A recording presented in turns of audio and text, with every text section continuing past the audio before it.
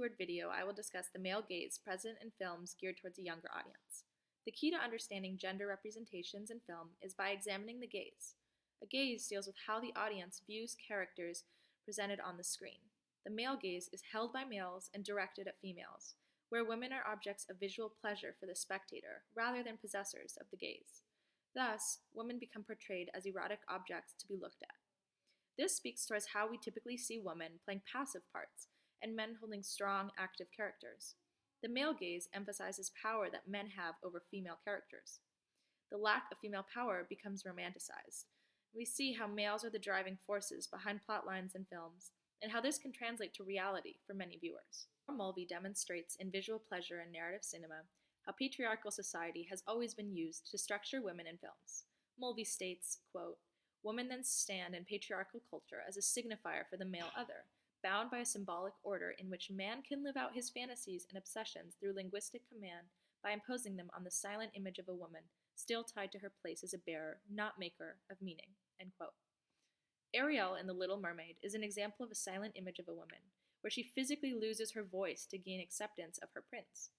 She makes the sacrifice to have legs and never see her family and friends again for this chance of happiness.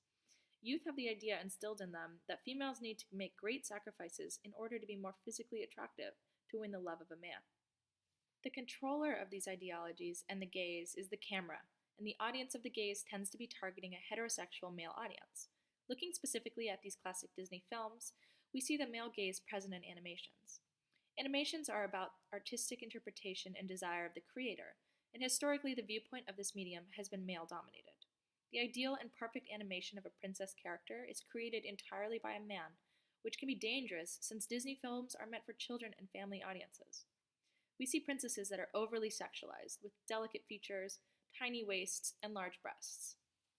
Mulvey explains this by stating, given the history of cinema, which relies so heavily on voyeurism, fetishism, and identification with an ego ideal conceivable only in masculine terms. Having princesses as the protagonists of Disney fairy tales is a false sense of empowerment, since each princess has to go through an obstacle that is influenced by the prince.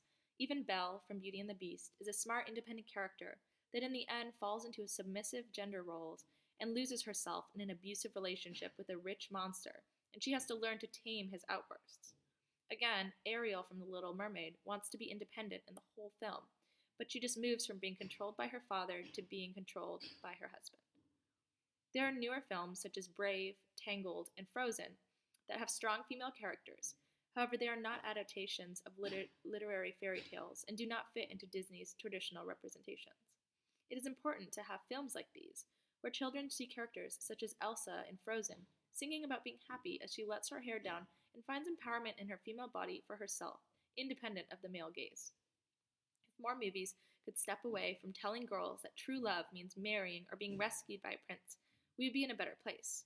Whether or not this will happen is questionable, as Disney did attempt to sexualize Merida, the character of Brave. The more glamorous image was taken off the internet as the response was very poor. The audience wanted to keep Merida as a strong, attainable role model, which shows that children are truly aware of these problems.